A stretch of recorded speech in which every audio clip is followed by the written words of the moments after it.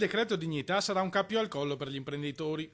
Non usa mezzi termini il presidente di Confindustria Veneto Matteo Zoppas, che dichiara tutta l'insoddisfazione del mondo delle imprese per le modifiche apportate al decreto originario, su iniziativa soprattutto dei parlamentari leghisti. Ci sono imprenditori che sono arrivati a gesti estremi, ricorda Zoppas. Una miriade di piccole e medie aziende non sono mai uscite dalla crisi e sono in gravissime difficoltà. Questo decreto, anche con le correzioni apportate finora, le farà chiudere, aumentando la disoccupazione e il precariato. Un appello raccolto dal governatore Luca Zaia, che assicura il lavoro emendativo della Lega non è finito. Noi abbiamo sempre un ottimo rapporto con il nostro popolo veneto, che ha rappresentato, pensi, da 600.000 imprese, le quali hanno l'80% meno di 15 dipendenti, quindi sono piccole e medie imprese, che non è un modello fordista. Dall'altro voglio anche ricordare che noi siamo a fianco alle imprese, ai lavoratori. Il decreto dignità pone una questione che è quella del precariato. Ovviamente bisogna trovare un equilibrio tra l'esposizione verso l'impresa o l'esposizione verso il lavoratore. I nostri parlamentari stanno portando avanti la loro azione di modifica anche in queste ore, garantisce Zaia. Attendiamo la versione definitiva prima di dare un giudizio.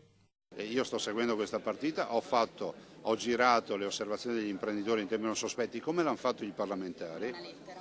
No, come l'hanno fatto i parlamentari, e tutti gli parlamentari sono stati interessati. E ripeto, l'azione emendativa della Lega in Parlamento è evidente, è lì leggibile, per cui l'imprenditore può vedere cosa ha proposto la Lega rispetto a quello che era il decreto originario uscito dal Consiglio dei Ministri. Difende invece il provvedimento il capogruppo grillino in regione Jacopo Berti, secondo cui le imprese non hanno nulla da temere.